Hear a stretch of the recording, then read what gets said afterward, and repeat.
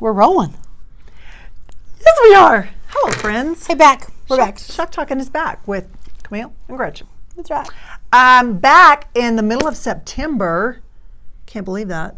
It's already I know. September. We are September 18th today. God, I went into Costco.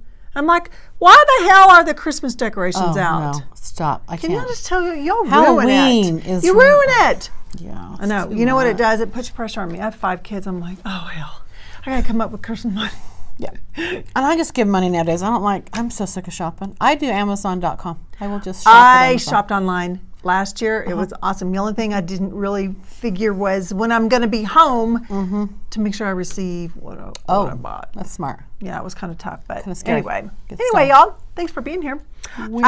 Let's just get right into our gasms. All right. You go first because you've got something kind of exciting. Oh my gosh. So I wasn't even looking for this. I wasn't shopping for it, but I just got a convertible Mercedes. And can I just tell you, it is fast. It's an AMG. Please don't quote me. I'm not a Mercedes lover, but I love Mercedes convertibles. Well, here's the story. You had one. I had one, and I sold it 9 years ago. And I regretted selling it, but I sold it just because I needed to sell it. Yeah. And so I always thought, I have an SUV, and the only other car I would really want is a convertible. And I loved my Mercedes back then. This just kind of happened, really. Wham in a few days. Boom, boom. And I'm like, well, all right, let's see if I can even qualify. Let me just paint this picture for y'all. Camille, I hear her come. Now, granted, my neighborhood has, and it's a huge area, has a community yard sale twice a year. Right. So here I am standing outside with all my shit. I've been up since 5. So I kind of look like the shit that's in my yard. And here comes Camille. I hear you coming around the corner before I see you. Yeah, that's right. And then Camille pulls up and she's got on her shades. She's got her lips on. It's all convertible. Her hair's all blonde and blowing. And it was like a slow-mo commercial. I was like, hey! And I was like, oh, hell yeah, I'm getting in. That's right. We went down the road. Oh, man. We kicked it. I know. I was like, get out of this neighborhood so we can put some juice to this baby. It's fast. You had a cargasm. I had a cargasm. I had a convertible cargasm. That's what I had. Yeah. And it's still happening. Yeah. God. Until it gets winter, and I'm driving that sucker every day. Heck yeah. I missed it. I think once you've had one, it just changes my mood. I was just like, I'm in a good mood. I was happy. I think there are happy. like clothes can do that. Yeah. A new look. A new look. You get your hair done and you like it. Not that you get your hair done and you go like, it's just normal, but you like it. Or I'm that way with makeup. Oh, got a new color. I'm excited. See, we both do makeup. I got a big makeup table. I know. I'm makeup too. But I love cars. I love cars. Here's the funny thing about makeup, and Camille and I, we've been on a couple trips where we haven't flown, but we've driven. And literally we have a bag just for our cosmetics. That's right. Just for our hair. And if you look, it's not like we wear a lot. No. But we like choices, apparently. Well, I like lots of color, so I'll bling it up. And being blonde, I got to add a little bit more, frankly. I think brunettes have a little bit. Yeah, you got a little darker. I got to add a little dark. I don't know, y'all. If I don't paint on my eyebrows, I can't see them. Well, I got to. Seriously. Same here. I'm blonde. I'm going to go with music-gasm. What was your music-gasm? Just, there are some songs that you hear and it just changes your mood, right? Whether it's gospel or it's slow stuff or memories, right? It just changes your mood. So like when I'm in the gym, I usually listen to angry rock. Yeah. Because it keeps me going, It's just like, let the bodies hit the floor. I'm just like, no way would I listen to this in normal life, but for some reason it's just I can see you doing that, actually. I know. I listen to angry music. Okay, so. What was your song? I don't have a song. I'm just saying music in general. Okay, got it. Okay, got it. Because there's some music, and music brings memories. Oh, yeah. There are some songs that I hear and it reminds me of things in my past. I'm like, Brr. My high school. Well, I was driving in with my convertible down, and I was hearing Naughty Naughty. Or I'll put on AC/DC. I know. So, yeah, I like a little rock. I'm a rocker. Yeah. You and I, we have that in common. Yeah. So if I'm going to ask Jesus a question, I want to know this. Speaking of music, why is it that we can remember lyrics from years ago? Case in point, y'all, I still know 50 Nifty from the 5th grade. I can recite all of our states in alphabetical order. See, that's a problem with Utah. Was it a song? 50 nifty United States. Y'all sing along with me because you know what it is. Okay. Forget this farm girl who's never heard a 50 Never nifty. heard the that rest song. of the nation knows 50 nifty. Yeah, but you could ask me, like, what did my kids tell me last night? I'm like, I don't know. You forgot. I don't know. See, now how I remember stuff. So, well, I'll ask Jesus. For my brain, I can remember the stories. Like a client will come in 10 years later, and I'll go, "Oh my gosh, how's that guy? How's the dog? How's the Right? How do you remember that? I don't know. Right, I just right. remember people, faces. I may not get the name exactly correct, but Right. I never forget what's going on with that person emotionally. Wow. So I'm. But you remember, you know what I'm saying? You I do. remember songs I and do. lyrics Oh, we all do. Yeah. that you have probably not heard the song in 100 years. But that tone or that rhythm is there. And they do say that if you put a song to your homework, you'll remember it better. That's how you got 50 Nifty. No, y'all, 50 Nifty is a real song, Camille. As a matter of fact, I used With that. your 50 United States thingy, right? Yeah, and so I'm it goes assuming. through. So it talks about our colonies and blah blah blah, and then it goes through Alabama, Alaska, Arizona, and it goes through the whole. I've never heard this. Oh, y'all. I have never. Are they We're having still an doing intervention. that? Are they still? Yes, my kids know it. You ask your kids if they learn 50 Nifty. All right. Okay, and I will have you ask know them. that on Jeopardy, I actually could answer a question one time because of 50 Nifty. Really? It has served me. It has served me well that one time in my life. Never even heard of it. Yeah, but so I would just say to Jesus, how come we can remember? What is it about music that we remember? Lyrics maybe from stuff we haven't heard forever. Like, when's the last time you listened to a Beach Boys song? Last night. Oh, well, forget that. Good vibrations. Yeah. Driving down the road. In your new, and my your new car. convertible. Yeah. Seriously. It's interesting. Just a little spiritual note. When I've actually had beings around me talking, Yeah. it sounds like music. So I don't know if this is accurate. Maybe y'all have the similar story, but I had like an angel talking to me, but it sounded like they were singing. I asked their name, and it sounded like they said Aima, but it was more of a song, like I'm, and it wasn't like it was language. It seemed like it was a tone. Wow. So I'm wondering. I'm just, who knows? I'm just talking out my Nifty, my does it head have here. to do with our forefathers speaking to me? That's got to be it. That's it. That's exactly what it is. No, I think it actually has to do with maybe spirituality. I think music is good for the soul. And whenever I've heard like just angels singing, whatever, I think people have had near-death experiences. They heard song. They heard melody. I was just reading this article. It was 15 ways that angels are in your presence, and one of them was through music. And it was a repetitive, like a lyric or a word or out of the blue. This gal was talking about actually she turned her car off, and the song kept playing. She got out of her car, came back in, the song was still playing. You know what I'm saying? Yes. I had someone tell me that this week. Really? That there was a grandpa died, and it was My Little Girl by Faith Hill and her husband. Tim McGraw. Tim McGraw. It was actually Tim McGraw, not Faith Hill. But that song played twice in the same day, and just like there was a message there because that hit really close to her. So wow. And she heard that song twice. And songs have talked to me when I was going through a hard time when I was a teenager, and I was like, something's got to change, and I would turn the radio on, and there'd be a message in that song for me, and I would just sit there and cry. Well, I mean, you read all the time about people that, they'll write about an artist or an album. This totally got me through this and this time of my life, this and this time. You know what I'm saying?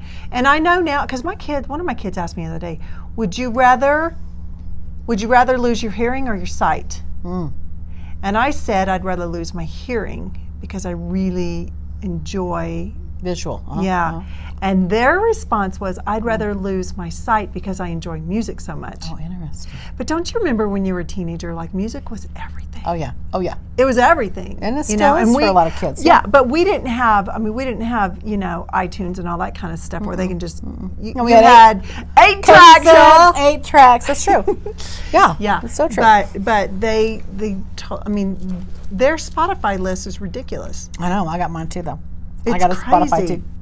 It's crazy. But it can change my mood. I can just going to drive and have music on, and I like it loud. It will lift my mood. That's right. Yeah, definitely. And you that's why there's different genres, because we all have different moods for what we like. That's right. Okay, moving along. I want to share this beauty tip. Okay. So Tavit one of my dear friends he is a wizard with hair. He's in Arizona, and he said to me, Gretchen, I put castor oil on my eyelashes at night and it thickens them. Really? And his lashes are ridiculous. They're like curly and long. And then he said, if you will put lavender, now this came from a good health food store, so it's not like a byproduct, nasty crap. And then a good castor oil, you mix those together, you put it on the roots of your hair, it thickens your hair. Lavender oil and castor oil. Yeah. Really? Yeah. Huh. And funny thing is, I just saw an Instagram post and they were advertising castor oil for your eyelashes, only they were selling it for your eyelashes. You know? But if it's going to work for your lashes, it's going to work for your hair. It's hair. Well, it also helps you poop. Just so you know, castor oil, it's good for your pooper. Not out of your eyelashes. Well, yeah, I know. Grandma and Grandpa's, they would have like a tablespoon of castor oil to make you Mom regular. did. That. Except, you know what? She's got bowel problems to this day. Are you girls okay? Sorry, I'm making sure I'm not flashing.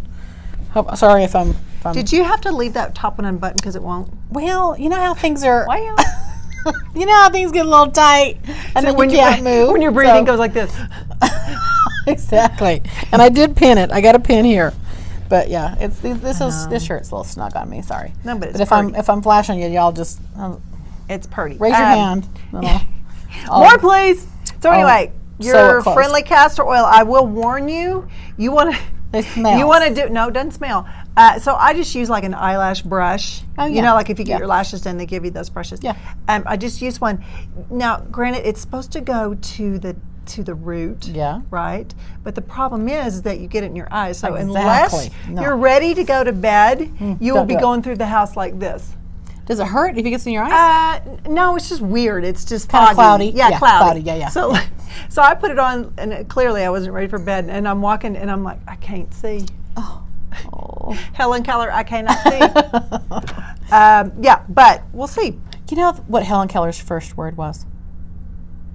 So it was brilliant because she was deaf and she could not see. Okay. She was mute, deaf, and blind. Correct. Yeah. And she had rheumatic fever when she was a baby, a lot of health issues, but just her senses were gone. And there was this woman that came to assist her because her parents were just, They didn't know what to do. And she was like a little animal. She'd walk around the table and grab food, and she's noisy, and she's, she's like a little animal. She had no ability to connect with her world. And this woman, her goal was to teach her language, and that's the distinction between us and animals is we have language.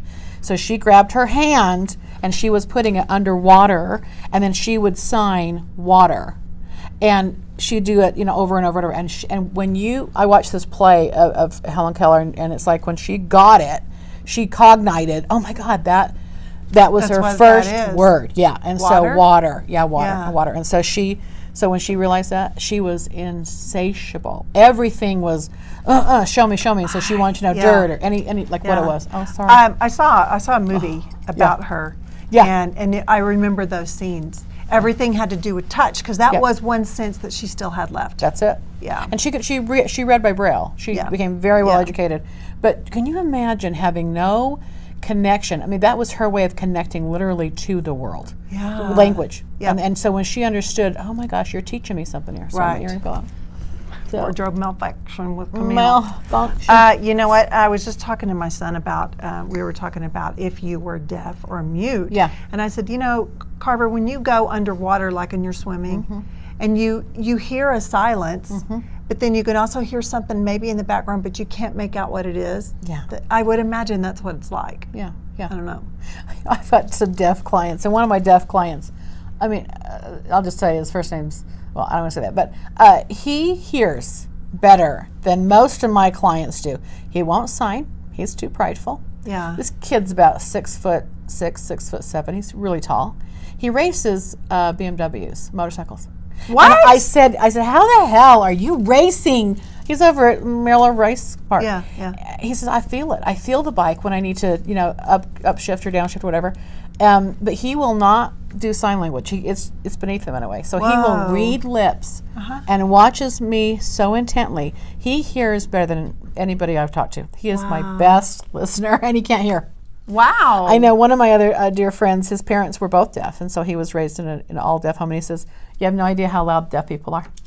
because they can't hear themselves. Yeah. So they're loud, they belch, they fart, they're just noisy. They just can't hear. They don't. Have you seen the Subaru? I think it's a Subaru commercial. And there's a young couple, and they stop into a place. They're obviously like in the mountain type area, Oregon or something like that, and they're asking for a certain destination, and there's an old man, and he goes, "I'll show you." Yes. He's totally blind, but he hears and has a sense of where to turn. And then he goes, "If you listen real closely, you can hear the whales." Yeah, yeah, I've seen that.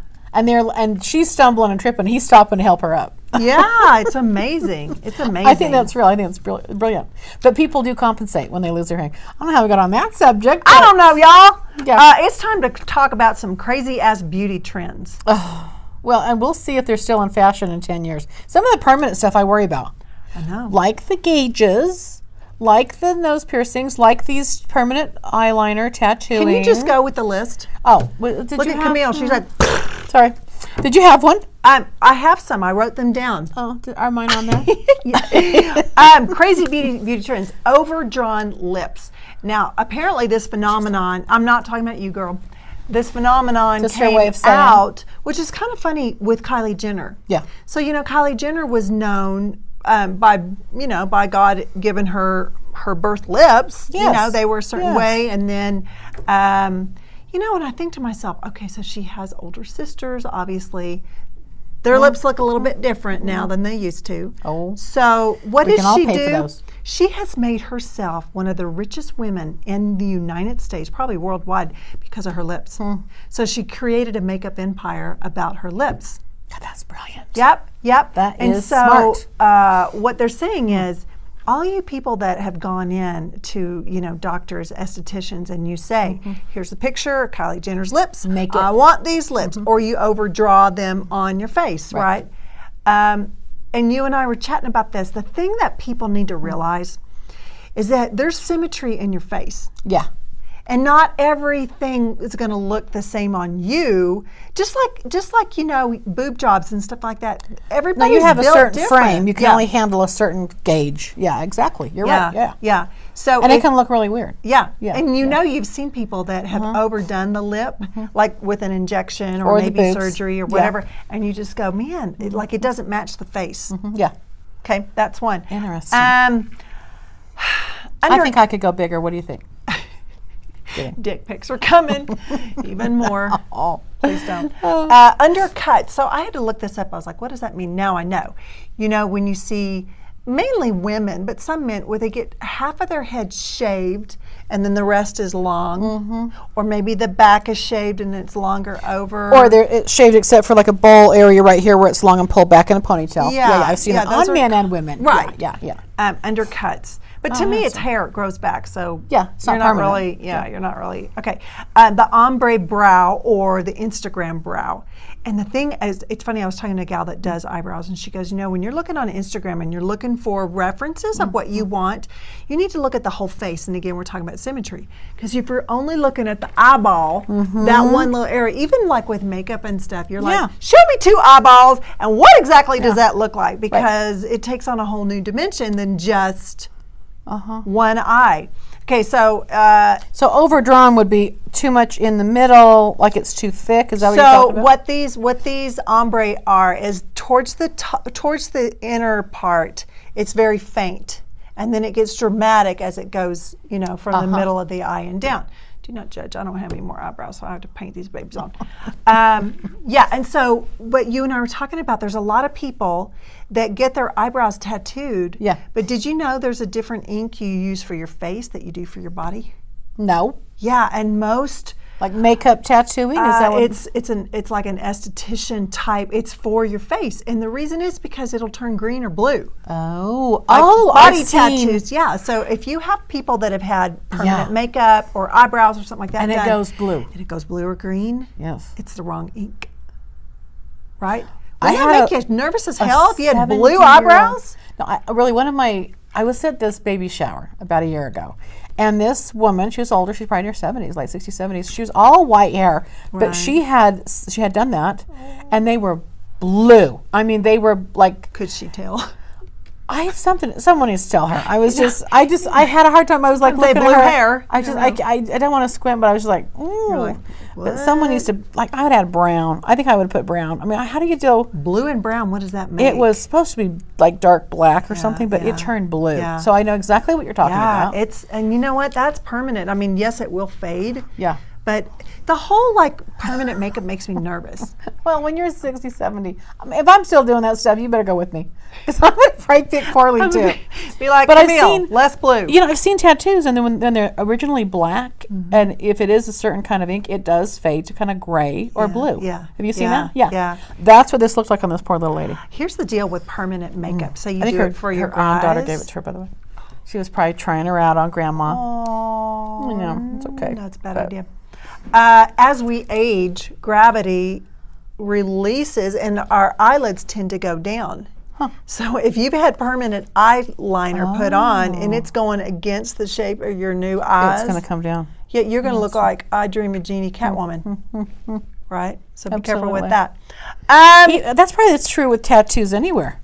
I mean, it's like it might be like some lady's face on your arm, and then it's like it. You had a butterfly that's now a pterodactyl. Oh my gosh, I never thought about that. No, can you imagine like those booby tattoos? No, and then they just keep getting longer and longer. Now we have banana tattoos on our boobs. Oh my gosh. You've seen these guys though with just tattoos on their face and their look. It looks pretty good. I've got a few Instagram. I know, but I'm like these guys are so good looking. Tattoos on their face, but it's actually upside of their head, like it's in their hairline, like it's part of their hair. I know. And there's some guys I'm like, you can pull that off. I'm not sure how long that's going to be in fashion, but he can pull that off. It has to be fashion. I kind of think if you're tattooing your scalp, you really don't care about fashion. Well, these guys have good. The beard is down to here. I mean, they look. I don't really care so much about the stuff in the head because you can always grow your hair. That's but true. it's like the teardrop, or like I had an anchor, mama or something. Yeah. Well, the teardrop is like how many kills you've had. That's ridiculous. In prison. Oh, y'all don't come after us. We're not hating on you, gang members. Okay, extreme. It makes them look kind of tough. Anyway, go. Extreme. Well, and in prison, it's like. Yeah, I think that's a good thing. It's probably a good statement. But it's again, if mamas ran prison, right? We'd be like, hell yeah, y'all go ahead and tattoo the shit out of yourself. Well, and because then when you escape, we'll know more where you are. We'd know. Just because of what you look like. But I'll tell you, it used to be only military men and people in prison had tattoos. Now it's everywhere. I mean, it's I know. It's everywhere. It's funny because I see so many tats in the gym. Mm-hmm. And there was a guy yesterday, just probably in his 20s, the skinniest calves I've ever seen. He had the sun and the moon on both calves. And I was like, if I look real closely, I can tell that that's a sun and a moon, but your calves are so tiny, I had a hard time. And it kind of looked like, you remember as a kid, you get the wet stick-on tattoos? Because his little calves were so tiny. I'm like, oh. See, and those are hard to build. I have naturally bigger calves, but I think my dad had them. I don't know if I was a dancer when I was little. I don't think that was what. Pole dancer. I did not pole dance when I was a child. I was a ballet dancer is what I did. Now she's got biceps. But I got those big. They got the bigger poles nowadays. Anyway, but no, I've had my work. Like DeMarco says, you walk past that guy. He's got calf envy. Go ahead. So he will tell me to go walk past. That's he awesome. says your calves are looking great. I'm like. So according to nothing else is getting thin but my calves. Experts, the perfect calf for a woman is an inverted heart. Oh. So it comes and it goes this way. And my daughter, who is a dancer, when she has that inverted heart calf. Like the heart, the it's heavier like an parts. upside down. Yeah. So it's like that's the bottom of your calf, and then it comes up like that. So from the back. Real? I don't know. Yeah. I can't see. Like, I can't see it. I can't see. Take a picture and show me. I can't see it. Okay, extreme contouring. Now describe contouring. Okay, so the Kardashians have gone. They've made an art out of this. However, the real problem is it's a lot of makeup. I know, and it's a lot of makeup. So heavy. It's white here, it's here, it's here, it's dark here, it's white here, it's dark here, it's dark here, just to look natural. But you can totally, and again, all this came from drag queens years ago because they were trying to soften the look of their masculine face. Jaws, sure. Maybe soften their nose or whatever. Right. I found on one of our apps that it even has a contouring beauty part. So listen, y'all. You can just wake your ass out of bed and just turn on one of those apps, and you can have lips and brows and eyes, and now contouring. Crazy. I'm waiting for hair. Oh, they have those. You can try new different colors of hair and fashion and stuff like that. I've done that to see if I could look good with short black hair. No, I'm just saying like it could fill in like what you normally look like. All Totally. right. This is what we have been saying, y'all. Shock Talking has been saying, not from our own idea, but from Dr. Karen. Oh, Say it. the bush is back. The bush is back, y'all. The Brazilian is out. I'm fighting that. I'm fighting it because I like Joanna. And what's she going to do? She's going to go out of business. No, if the bush Joanna is needs back. a job. Joanna needs to have clients. And You so got to have your wispies taken care of. you got to keep yourself. God. Camille needs her men. comb over taken care of. No, but you know what? Look that back. Here's the deal. Because this article was talking about. Where'd you read that? Don't be reading I that. know. I read it on MSN. I saw it on Vogue too. Vogue Yeah, had an and article so about it. somehow they think that people are going to look back and go, "Why the hell did I get that waxed?"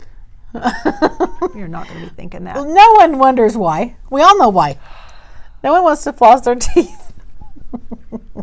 Camille. You know, a thing to ask Jesus really is. You bring Jesus into this. I'm going to bring Jesus into my crotch. If we are losing hair on the top of our heads, why is it growing all down? all eyebrows, eyelashes, why the hell does the bush need to keep growing? I'm pretty sure I'm not walking in the wilderness where I need protection. I'm pretty sure that's not happening. Oh my God, girl. And the problem is that I'm pretty sure too that hair gets, like the diameter gets thicker and like all of a sudden it's like a root growing out. It's a pelt. It is. It becomes a pelt. No, I've now you go back to the 70s. I mean, you just. If our little friend that goes, "Who cares?" is watching, you will care. You're gonna care, dude. You will care. Okay, so Bush is back. So what does that mean? Are we just gonna be like wild and crazy or ornate? Like I'm not wearing a bra and I'm not shaving. Why, y'all? Oh, you have got to have a steady Eddie in your life. Where does it end? Care. Where does it end? Because then there's no deodorant, no makeup. Where's that gonna end? You know what? It doesn't. It grows all down your leg. It grows all down your ass. It grows, I don't know. I don't know, Camille. I really don't. And it smells. Look, hairy people, they just have more, it just smells. I agree. I don't know that I'll ever go back to the bush. I will, if you're in a coma, I'm going to have Joanna sure still coming. Yeah. Even though no one is even going down to that playground, I'm going to make sure you are taken care of, because you know what? If I have to wipe you at some point, I don't God, you're want killing to me. see it. You are gonna the bush will hide it. I don't want to see the bush. I don't want to see it. Even if it's gray pubes. I mean, think about as we get older. That's probably. Do you ever think about dyeing gray pubes? And why would we? Just that's get what rid I'm saying. of That's what I'm shave saying. and Just, wax, y'all. I know. That's just it. For all you Get that rid have of it. been like Camille and I, we've been shaving and waxing that shit for years. If you all of a sudden let it go all natural, I'd be like, what the hell? It's all great. It's all white. When did that happen? Right? Right? Oh my God. And what man goes, you got dark hair up there and you got gray down here? Now I know you're not natural. Call you grandma. Because I don't know about my hair, my lashes, my boobs. Oh my God. No. Well, and I don't want to, I think bathing suits, the bush can't come back there. Now, are they saying, hold on, I gotta clarify, because are they going to groom it at all? Or is it just, and is it for hygiene reasons, or for skin care? I don't get why.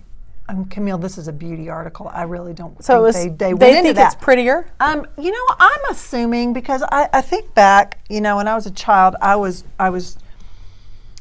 scarred by accidentally seeing my mother in her bush, probably like she was, but it never has left I need counseling. It has not left my memory. Burned into your head, yeah, I get it. And I'm just thinking that, head. there will be women that may let the trunks grow crazy and the roots go down their thighs, but there may be those that go, no, I have some sort of self-dignity. I will clean up the playground, but and the rest, yeah. The rest is left. It is left for the 70s look. It is a page boy or something along that lines that is growing back. If you find yourself with the urge to grow the bush back, good on you. I don't want to know it. I don't want to see it. Me neither. I don't want to. No. We're just gonna. But it's interesting how these trends come back and forth. Here's the pros and cons. We're gonna have bell bottoms again. Here's the pros and cons. Kicking that. I watched that. I'm vibrate. sorry. Hang on. Stop it. Here's the pros and cons. So camel toe really came in effect because of the shaving and the waxing. Oh, that would prevent camel toe. However, the escaped inmates from the playground in the form of a pube working its way through is a con. Hence, y'all, my most embarrassing moment in front of the lifeguards at Wet n Wild when I was 17 years old. Do you really think they saw that? Or do you think you just noticed and went, oh, shit? You know, it'll be one of those that just takes me to my grave. I don't know. Because the problem is, it's like people go, oh, she became Miss USA. I saw her pube. I saw it one time. I know. She didn't know it, but it was like 6 inches long, just peeking out. Gosh. Right? That is They won't remember anything I've done in a philanthropy type of way. Philanthropic. They won't remember starving children in Africa that I've saved, but they will remember my 12-inch pube that escaped. Right? It escaped. Okay. Oh, my God. Moving right along, because now that you have lost your appetite. I don't think I've ever had 12-inch long. I haven't either. You should not prepare to eat for this show. Eat after. No, y'all. You never know. We don't know what comes out of our mouth. So you sure as hell don't want to be having like oatmeal or yogurt or breakfast foods. No. Anything along that lines. Time to tell the truth. Oh, right. Time to tell the truth. Yeah. We've got a few people I want to get the truth out of. I know, y'all. I know. Camille, we've been talking about, we talk often about sexual misconduct and Me Too. Yep. And now we're talking about it on both sides of the fence. Yeah. Men and women. Right. And traditionally, so far, predominantly, it's been women coming forth about a Me Too. That's right. But TMZ just showed a selfie from 2013 of Asia Argento in bed with the selfie next to Jimmy Bennett, who's also shirtless, and they're laying there. And wasn't he 20 years her junior? He was 17, she was 37, yes. Oh my goodness. Yes. And she says... I don't care if he's 20. I don't care if he's 18. I'm saying that's a gap. There's a gap. That bothers me. Well, and the fact that, they're working on set, I would imagine because he's a minor, some guardian has to be there with him. Absolutely. Maybe he's got a school teacher there because he's being taught on the set, or maybe a parent's. Come on. I know. No, there's no way she didn't know that he was young. Okay, his attitudes, he's 17. He's young. Come on. 17. You can tell. He barely has a 18-inch chin hair. And she did say a couple different times, she's like, I did not have sex with him. I did not do anything like that. And yet then she goes at a different time and says, I had no idea. Like I didn't know till later on. The twist in all this is she was one of the first that came forward with Harvey Weinstein. With Weinstein. Yes, she was. And the the sexual assault charges that she has placed upon him. And yet, what did she do? So the story is there was a payoff. Well, she was paying him, right, to be quiet. $380,000. And was that to silence him? Is that like a gag? Draw your own conclusion. Yeah, we won't say that, but yeah. And people have asked, why did you wait? Why did you wait to come forward? And he was like, look, I was 17. Yeah, and isn't that what we all kind of look? People are afraid. I was 17. I didn't realize it was inappropriate. Right. I thought it was kind of cool, and then I look back and I'm like, that was probably not so cool. But at the time, it seemed like a good idea. Even if, and I'm not repeating the story, but I'm saying he's a guy. Even if he consented, he's still a minor. That's right. Mary Kay Letourneau, I do not care if he chose to let you kiss him or, get an erection and have sex. He's still a minor. Therefore, they can't give consent. If they're minors, they can't give consent. No. That's why you have the term parental consent. Now, is he pressing charges against her? How's this? Are they coming after her? I think it's just coming out. Okay, so we don't know yet. We'll see. It may be. I don't know. I wasn't reading that. I just was shocked at the picture because it is clearly... She's 20 years old. They're laying there in bed, and it's just, you know what? But nothing happened. To me, I just think if you're gonna go forward and charge Weinstein, for these, think about what you've done in your own life. And It's money an doesn't hypocrisy. cover up everything. Yeah. $308,000 does not cover this up. And you know, I love Jimmy's movement in that he's like, hey, men can be victims too. Oh yeah, absolutely. Well, and hats off for him bringing that up. I mean, good for him. Right. You know, yeah. Right. I don't know. Roseann. She has tweeted again, y'all. She's on a roll. Her and ABC are getting the brawl. Spoiler, she told how she is being killed off the show. She basically is saying, ABC has done me wrong, and of all the ways for me to die, I am dying of a painkiller overdose, opiate overdose. It isn't her really. Okay, it's not her real life, but they've got to do something. And for her to spoil it like that, to me, she's got to let this go. She's got herself off the show. You know, what she said was inappropriate. She was out of line. And they can't back someone who has those kind of prejudices. Here's the fact that I think is the numbers were crazy good when last spring when it came out. That's right.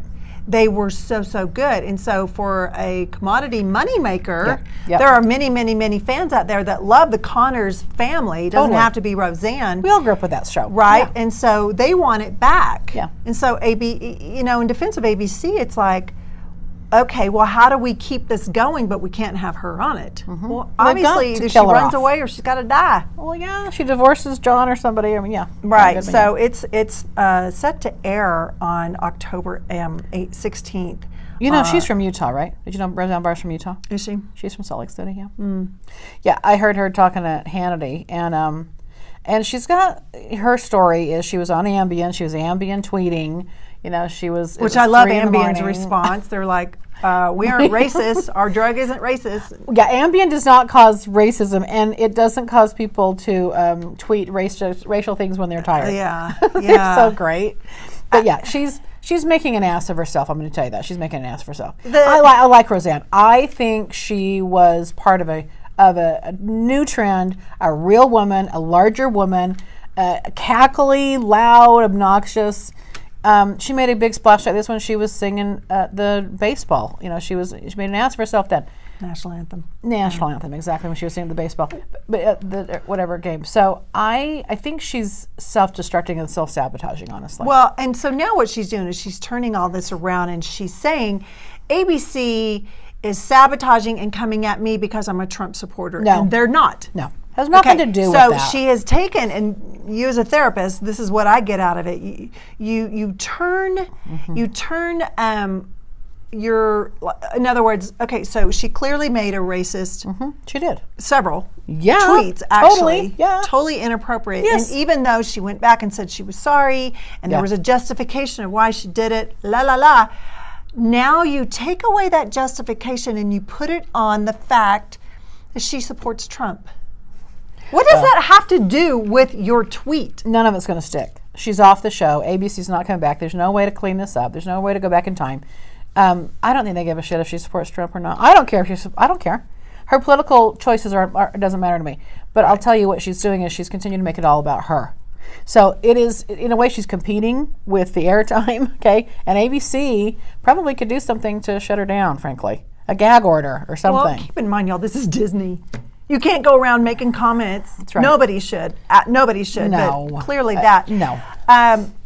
You know what? The good news is that all these people that were working on the show got their job back. They did, and thank God they did. Yeah. And she was glad for that when she was talking to Hannity. I'm glad, you know. Yeah. I mean, I do feel like she feels remorse that she has put people in a situation.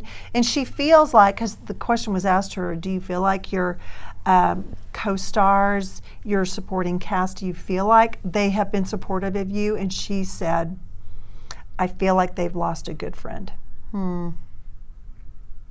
So, and that's the sad thing, is that maybe her tweet doesn't reflect how she feels about a lot of people. So her castmates, or those that are working with her, she may not have all those feelings about them, but she's ruined it. You know, she really has. She's ruined it. She's doing that for herself. You know, and there's no doubt they still love her, but apparently they're going to have to shoot a new ending now because she told how she dies. How much money that's cost? But to me, I'm like, why did they shoot that in front of a live audience anyway? I'm not sure they'll change it. I mean, she's still going to die of something. I'm not sure they're going to change it. I can't imagine them. Well, they might. I mean, maybe they actually might. I did hear her say, about 3 years ago she had knee surgery and she was on pain med, and she went to the writers, and she was a writer herself on the show. They collaborated together, and she said, I would like to talk about the opioid problem. Because it's very relevant. It happens to a lot of people. But why can't we have? Maybe that's what they're doing now anyway. Maybe there's going to be a show about opioid addiction. This is a big deal in our country right now. Well, what she was saying is, I find it really offensive and ironic that I came forward and said, I want to talk about this because it is relevant, and now this is how you make me die. It's not you, Roseann. It's your character. But you got to die somehow. And if they're going to have shows about opioid addiction, I would think you would take one for the team, girl. I mean, really. Right. I think there's wisdom behind that. Why don't they ask Valerie Jarrett, who she tweeted about, how do you think Roseann should be killed off the show? Good point. Right. Or Clinton, the daughter. What's her name? Gosh! What the heck? It's not Hillary. Hillary and Bill's daughter. Y'all, come on. I'm having a brain I can freeze. see her cute face and her beautiful hair. Anyway. It'll come to me in about 2 seconds. She tweeted negative about her. So anyway, time to tell the truth. Leave people's kids alone. Right. Oh, it just bugs me. Leave people's kids alone. Even though she's an adult. You know what? And she's not in the political world. She was coming at her husband. Yeah, but she lumped her into it. Okay, relationship. Well, you know what? Before we get into that part of it, we got to talk about Elizabeth Smart. Yeah. She's a local. Chelsea Clinton.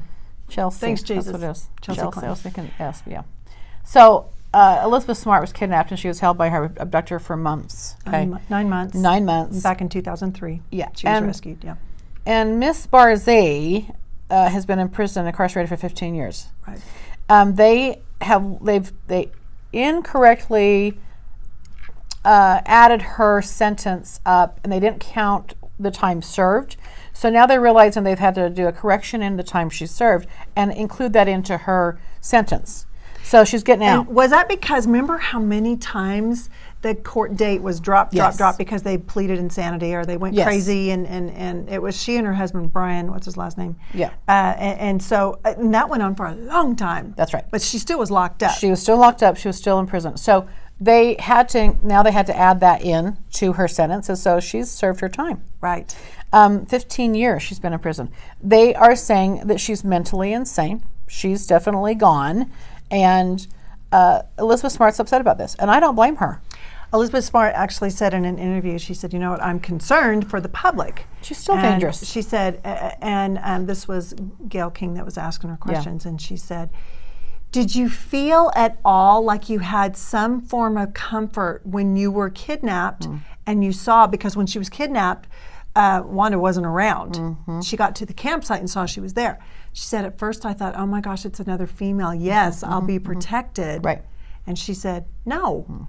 Every day, multiple times a day, when she was raped, Wanda was so close to her, she felt her body like literally next to her. Give me a break. She said, she goes, here I was 14 years old. I didn't know anything, and they made me drink alcohol. Never had alcohol before. She said, I got so sick, passed out. She goes, when I woke up, I had vomit stuck to my face and my hair. And she said, she laughed harder at me than Brian did. Who could do that? And so she knows firsthand. Yes, she's crazy. She's crazy. What a monster. And she said, she is the mother of 6.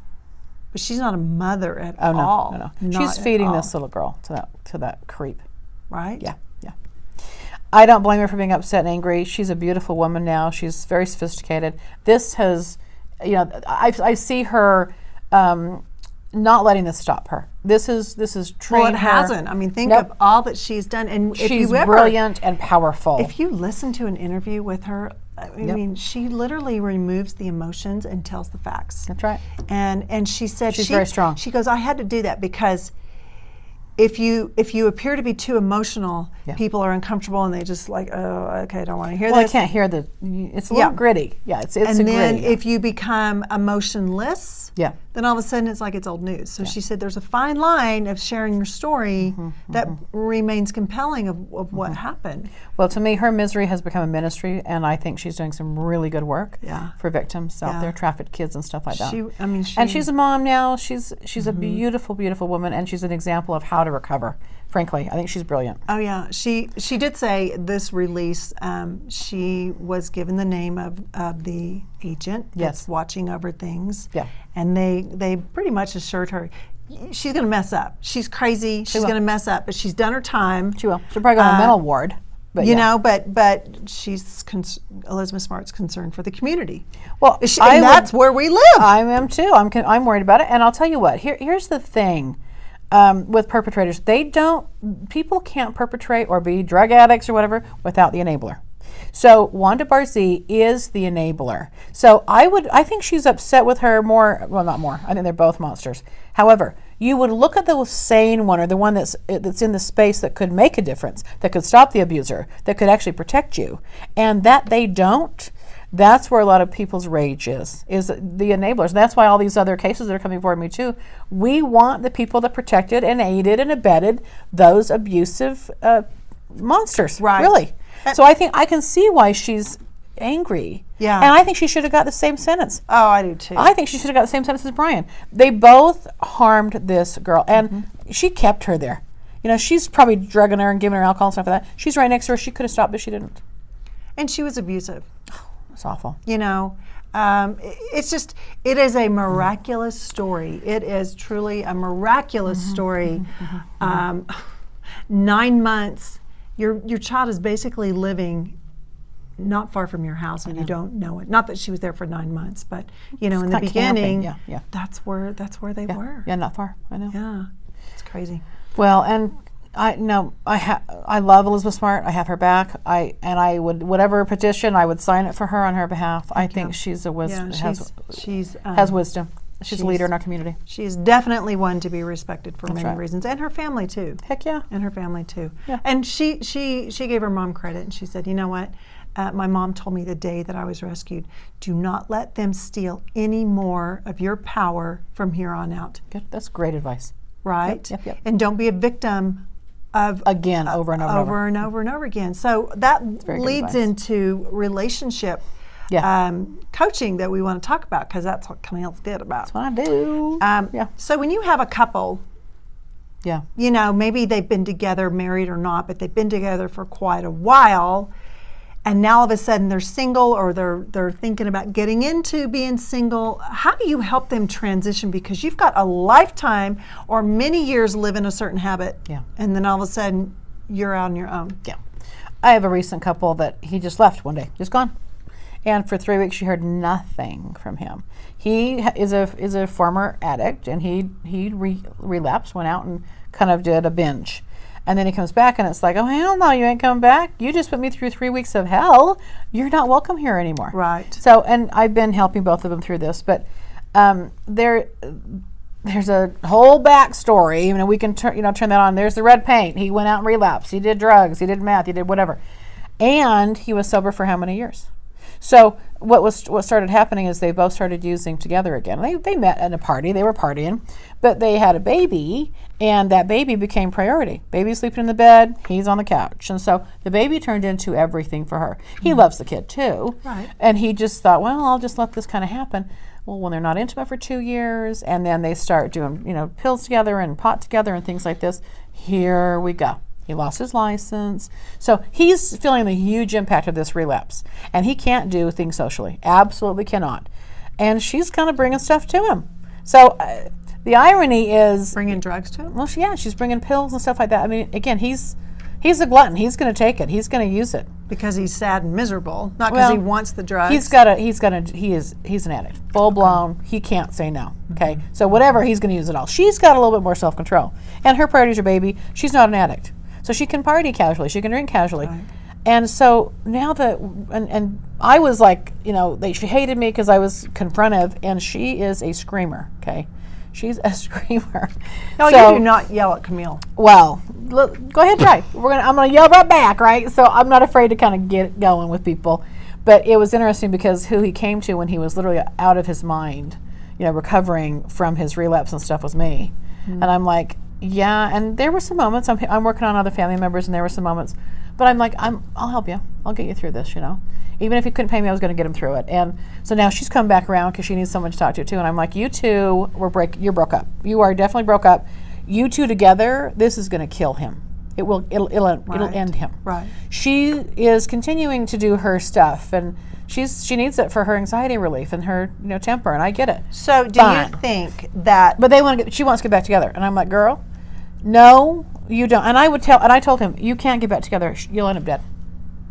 So they have a kid. They got a co-parent. They need to get divorced. Do you find, though, that when people split and say they have children and the children are living with the female or the mom, do you think it's harder for the men because really they're all alone? Yeah, I think and typically the man leaves with nothing.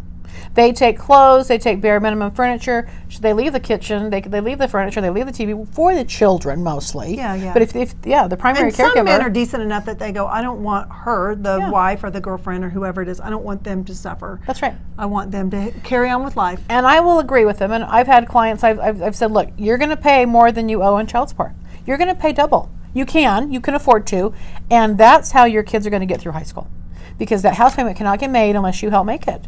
So I've coached, men that can have the means, and they do leave and they start over, and they sometimes with nothing, no sheets, no bed, no furniture. Yeah. But because they want their kids to not be impacted heavily about the divorce, and look, it's always it's going to hurt the kids. Divorce is child abuse. I mean, there's no other way to look at it. Now, if you can keep conflicting, the kids can't get over it. Kids can get over a divorce if you guys quit fighting. Yeah. And it makes everybody kind of better, right? But when you keep fighting and the conflict never ends, why'd you get divorced? You were doing this at home. But it is healthier for the kid to be able to stay in the same house, the same school, not have to start over somewhere. And that's, so right or wrong. And most of the guys, honestly, are willing to say, I'll give more money, I'll give more whatever. Even though I didn't want the divorce, they don't want the kid to suffer. What's your advice to people that are going through that? Because you mediate too. I do. I mediate divorces, yeah. When say the party that has to pay child support or maybe even alimony is adamant about, nope, I will make that person suffer. Yeah. Because what happens is the children end up, whether it's talked about or not, the children see the stress that parent is going through. Absolutely. And the children tend to think, oh, it's my fault. If I didn't play this sport or if I didn't do this activity, then my mom or my dad wouldn't be so stressed. Therefore, it's my fault. That's I mean, you know what I'm saying? It ricochets and it's bad. Yeah. They quit baseball, they quit cheerleading, they quit soccer because they don't want to stress out the single parent that's doing it all. Yeah. And the wage gap just infuriates me because most of these wage gap mothers, they need to make as much as their cohort, their men, their affiliates with their men, and they're usually single mothers trying to do it all on less salary than a guy, Right. It just infuriates me. Well, especially when you have somebody that hides their income. Yes. Maybe they're self-employed. And there's a lot of those. And they hide their income. So the court goes, oh, well, according to the worksheet, you only make this amount, so you're only going to get this amount. And I'll tell you who it is. These guys have their own business, and they can, have cash and things like that, or they have the business hold the money in the account, and they don't distribute it. And they do. They keep money to themselves. Those are the pigs I can't stand. I've actually had to fire a couple of clients. I mean, I mediate, and it has to be good faith. Right. And if there's some dishonesty or things are not being brought out and then he's hiding money, when I figure that out, I'm like, I can't do this. You're either going to come clean now or I'm walking away from mediation. I will end mediation now because you're trying to deceive her and using me to do it. I won't do it. Right. So now that we're talking about this, when you've got, and I'm only going to put the situation in for this, say a guy. Okay, not that all guys are like this. It could be women, but let's just talk about this for the sake that a guy. So now you've got a guy. They are divorced. Yep. He is hiding money. The single mom is struggling. Yep. And then you've got a girlfriend that comes in and she's dating the guy. Yeah. And she sees what's going on, but she's enabling it. Well, and she doesn't want to, it works for her. He's going to give me that money, not the kids, not the ex-wife. And she can be first priority in his life. To me, I couldn't stomach it. I couldn't sit there and I wouldn't pig out on some guy's income while the kids are suffering. Right. I couldn't do that. Right.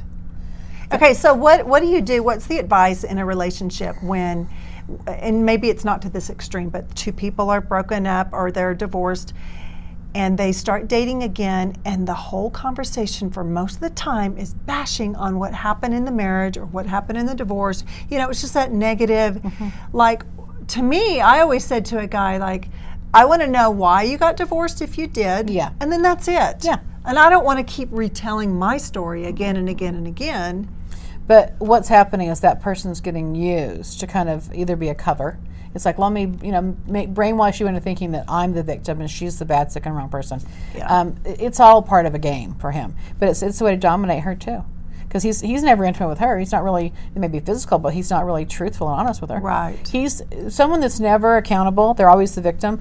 You got to wonder you got to know these people are trouble. And wouldn't you take it as a red flag if somebody can't Damn stop right. talking about The ex. what happened? Maybe they're not really over it, or maybe they have vindictive motives, or Totally. you know what I'm saying? Totally. It's like, that's really not a healthy place. Well, you're the mistress. You're with a guy a female that can't get over stuff, and you're not really the person they're really with. Yeah, when you're in a conversation, it's all about their past all the time. They're not right here in the moment. They're not with in the you. moment Yeah, with you. Yeah, That's a good point. But when you've I've seen this. I mean, I know I can count a lot of guys on a couple of hands here that I know make a shit ton of money and pay her bare minimum. In fact, they go back to court to get that lowered, and it is out of revenge. They're angry that she left. They're angry that she's with somebody new. It's like, you don't have me, you don't have my money, and so they do that on purpose. Yeah. And and it's funny because sometimes in a marriage it's ours, and then when divorce happens, it's all mine. Well, exactly. There's no more some of hours these- anymore. And some of these women there's 4 or 5 kids here. They aren't the one paying the bills. They're the ones, being Staying home, boots being on the a ground. mom. Yeah. So they're not the ones involved. And I tell women, figure out what he's got. And you can't just go file for a divorce. You have to strategically sit down and go through with a mediator or an attorney. What is the process? And what do I need to have? What should I know before I file for divorce? He may have a lot of debt. That's half yours, girl. He may have a lot of money hidden that you need to prove. And he's going to start hiding stuff the second he gets served with papers. Yeah. Find out, So- what has he done with the 401? Right? Or Or apartments or cars. yeah, or and what if you own rental property and all of a sudden it goes to foreclosure? Who gets the money? Right. I mean, you know what I'm saying? Because it takes a good 9 months for something to go into foreclosure. So while that rent money's coming in, where's it going? Who's getting it? Right. And really, I think good. if divorce takes a while for it to be final. Especially with children, it does, yeah. Yeah, and the courts say no money transactions shall happen while this is still going on. And yet when They it don't honor that. does, Yeah. the court does nothing about it. No. So meanwhile, oftentimes the woman, because maybe, like I said, if she's been home and she's been, the stay-at-home mom raising children while he's out working, he knows a lot more about what's happening he knows financially all about it. Yeah. than she probably ever does. That's right. Yeah. And then she gets screwed over. And you've got to find a lawyer that can help. It's willing to go detail and fight for you. A lot of lawyers they're firemen. They put out the fire. How do you, and they go bare minimum. How do you, as a mediator, take in both sides of the story, knowing that one is completely outweighed over the other one? I tell them both sitting together. This has to be fair. I have an agreement that they both will sign, and if there's some sort of deception, typically if someone's operating under bad faith and they're stealing or they're lying about something, the court could overturn the entire mediation and make them start over. So it's illegal to mediate in bad faith. You can't do that. But people do it all the time. Do it all the time. And sometimes And you who pay stops ransom it? to get away from these creeps, because if they're going to be that sneaky and anyone that would hurt their own child, that's what grosses me out. That they would deprive their own child. Well, but if I see that, trust me, I nail it. Yeah. And I tell the wife or the husband, this person's being deceptive, and I have to end my connection. Some people, stick around because they'll become clients, whatever. But I will fire them in, and I'll say, you need a lawyer, and that's what they want. They want to mediate without a lawyer. I don't want a lawyer. Let's just mediate. Yeah, and as a mediator, if I caucus people, one person's in this room, the other person's in the other room. If they say, do not tell that person this and this, I can't tell them. So, and if I'm in a situation where I know this person's like, yeah, I got $100,000 in this, my shoebox in the closet, this happened, but I ain't telling her about it. I'm like, time. You're going to tell her about it. I can't, but if you don't tell her, I have to end mediation right now. I'm not going to be part of you stealing from her like that. I won't do it. Right. He wouldn't tell her, and I ended the mediation. And I couldn't tell her why. How do people turn those feelings off that fast? Is it because of an ego? Is it because... somehow their code has been violated. So for this guy, it was, she's leaving me. Screw her, man. She's leaving me, She's got some new guy, and that's why she They always think that, don't they? That's not why they're leaving. It's because this guy's so monstrous they can't take him anymore. But there's a type, there's a narcissistic type that it's all about them, and so they justify, and they kind of villainize her. She's got to be whoring out. She's got to be whatever, because I'm going to keep this money. Yeah. But typically that's not new. We know if a person loves money over people, you can see that. And she knew that. That's exactly why the divorce was happening, because money was more important than she was. And isn't it true that in court, the judge, the commissioner, whoever, they don't care if you've been out sleeping around or if They don't. If the children are not injured or affected, they don't care. They don't want to know. If there's no criminal background, if there's no police reports, if there's no domestic violence, they don't care. So they don't want to hear. They can't hear the story anymore. It's numbers. It's math. It's like, here's your incomes. What's the child support about? Is there enough money to pay alimony? Alimony, by the way, is only ordered if you have the ability to pay it. If one party does, so it isn't. And if that party's lying and saying, I don't make enough money and I have nothing, it may not be ordered because that person's tax returns only reflect $30,000 because they're hiding the rest of it. Right? Mm-hmm. That's the truth. Yeah. So. There's so much more we need to deal with the court systems, but that kind of is the word of warning. Yeah, to people that are thinking they want to get a divorce, and they're thinking it's all going to be fair. Well, you don't be fair. Well, you don't really know the emotions of what somebody will do when they're in that situation. You really don't. I mean, I remember thinking, oh my gosh, we'll still have Christmases together and we'll still have birthdays together for the sake of the kids. Well, that's how you are. So that's how you would operate, and you're a big enough person to handle that. Oh, no. That's not what happened. No, it was like, whoa. No, we're mortal enemies. Whoa. Yeah. And I do think that women sometimes are a little blinded in thinking, well, this is the lifestyle I have. And I think a lot of women take advantage too. They do. And they'll inflate things. I need this, I need this. Like, I'm going to get a house and I'm going to have a swimming pool. It's like, and you guys are going to be able to shop and I'm still not going to have to work. Spears, right. ex. Oh, Federline? Yeah, it's like, okay, you're already getting that X amount, and you're taking $100,000 a month. You're taking her, her money to help raise somebody else's kids that are yours from somebody. You know what I'm saying? It's just like, wait a second. Now, Kevin Federline, I'm pretty sure I think he's got testicles. Sorry. He's got a lot of children, but does he work? To me, he's an opportunist. He just lives off So it goes both ways. Child support and alimony. Yeah, and that just grosses me out. And and then who's going to want that? But there are women that want that. And you can see the cycle of two of people that will never remarry. Right. They'll live with somebody, but they won't remarry because they don't want to release the funds. Well, they don't want to stop alimony. And honestly, and they don't. And so they don't live with them, and they just. But here's the thing about if you live with someone, you have any. If a piece of mail is going to that property. A piece of mail. I know how they determine over there. Well, you can sleep with each other. That doesn't mean you're a couple. But you have to prove that there's like a residential tie. And that way they say, and I've had alimony cases go away. They lost their alimony because that guy's pretty much staying over there, living over there. He has no other place to live. Even though his mail's going to a P.O. box, they proved that he was there 5 nights out of 7, but he was a truck driver.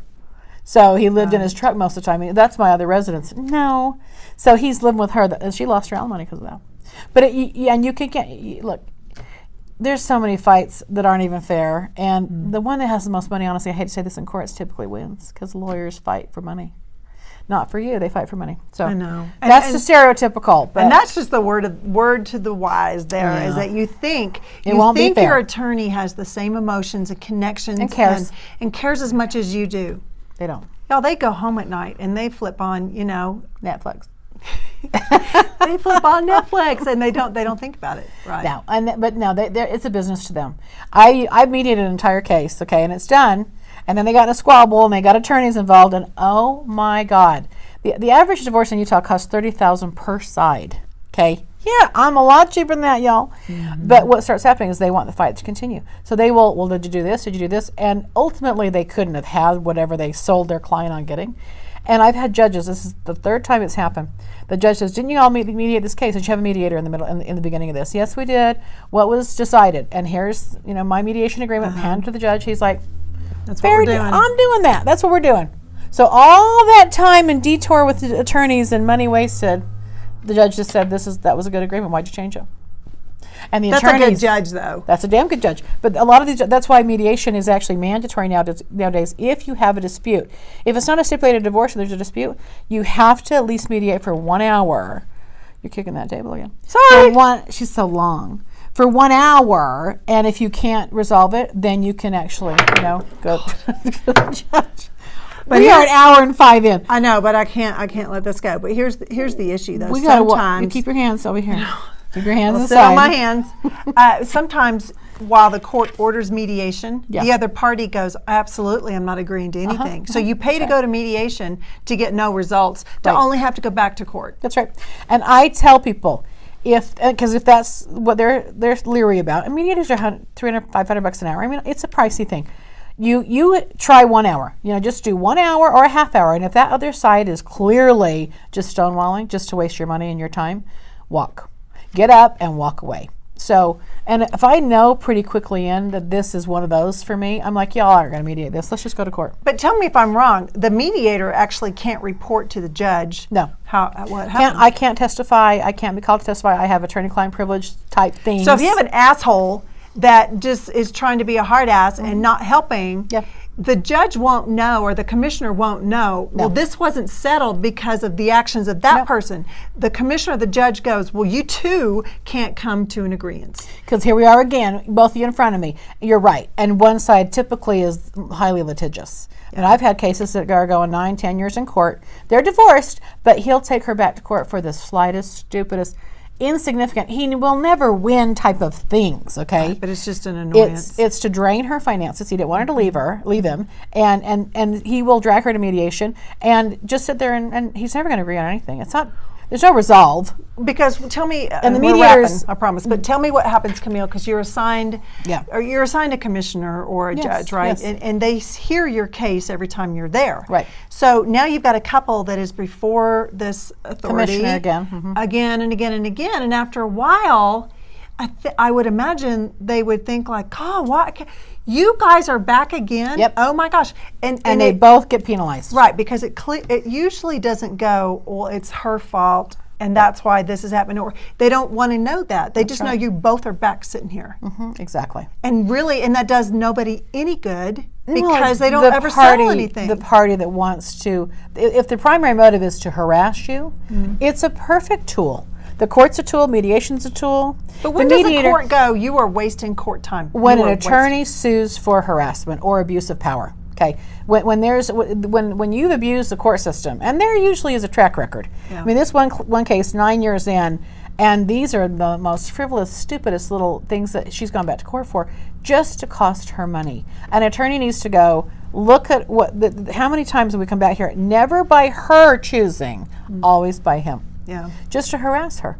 Now, he can be sanctioned for wasting the court's time, abusing that power, abusing the court system, using the court to harm someone. I can't remember exactly what it's called, but that's exactly what he could be sued for that. Or she. And they should be sued for that, frankly, because that is it's an abuse of power. Yeah. But but again, it's more money and more waste.